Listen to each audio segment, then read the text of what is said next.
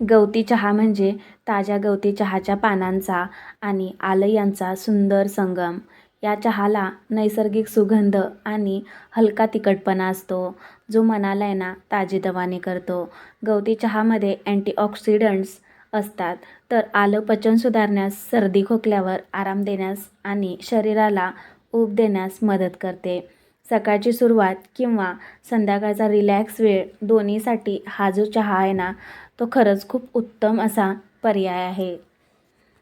तर नमस्कार मंडळी, मी रोहिणी आणि फूडी रोहिणीमध्ये आज मी घेऊन आलेली आहे तुमच्यासाठी एकदम कडक अशी गवती अद्रक चहाची रेसिपी. चला मग चहा बनवायला घेऊया. तर आहे ना, पातेलं घेतलेलं आहे चहा बनवण्यासाठी.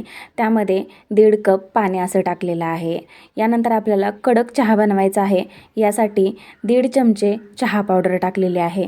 तसेच 3 ते 4 चमचे साखर टाकलेली आहे.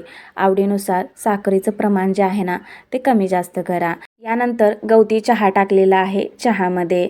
तर आहे ना, साधारणतः 7 ते 8 पानं जी आहेत ना गवती चहाची, ती टाकलेली आहेत. याने ना सुगंध खूप छान यावा यासाठी. लगेचच आहे ना अद्रक किसून टाकत आहे. गवती चहा आणि अद्रक ह्याचं कॉम्बिनेशन आहे ना, खरंच मला खूप आवडतं पर्सनली.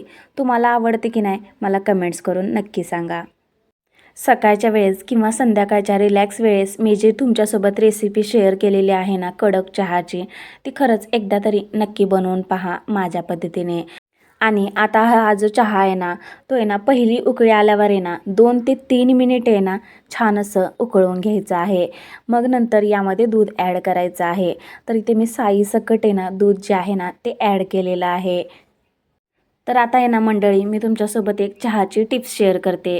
तर हा जो दुधाचा चहा आहे ना, तो जास्त वेळ उकळला ना तर चहा कडू होऊ शकतो, किंवा कमी वेळ उकळला ना तर सुगंध आणि फ्लेवर जो आहे ना तो पूर्ण येत नाही आहे.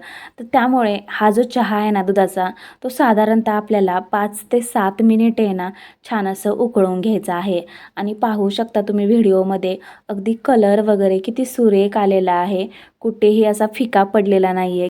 तर आहे ना, कोणत्याही चहाचा तुम्हाला सुगंध आणि फ्लेवर पूर्ण येत नाही आहे ना, तोपर्यंत चहा जो आहे ना, तो उकळवून घ्या. म्हणजेच 5 ते 7 मिनिट आहे ना, पुरेसे आहे. तर तुम्ही ते पाहू शकता, किती मस्त चहा जो आहे ना, तो तयार झालेला आहे. आता मी तुम्हाला अगदी कपामध्ये ओतून दाखवते. घरच्या घरी पटकन तयार होणारा हा चहा केवळ चविष्टच नाही, तर आहे ना, आरोग्यासाठीही खूप फायदेशीर आहे. तर मंडळी, तुम्ही अगदी जॉबवरून आला असेल किंवा जर कंटाळलेला दिवस झाला असेल ना, तर हा जो कडक चहा आहे ना, तर खरंच खूप उत्तम लागतो. तर कशी वाटली रेसिपी मला नक्की कमेंट्स करून सांगा. आवडल्यास लाईक, शेअर, कमेंट्स, त्याचबरोबर आहे ना, अशाच नवनवीन रेसिपी पाहण्यासाठी आहे ना, फूडी रोहिणीला सबस्क्राईब मात्र नक्की करा. धन्यवाद.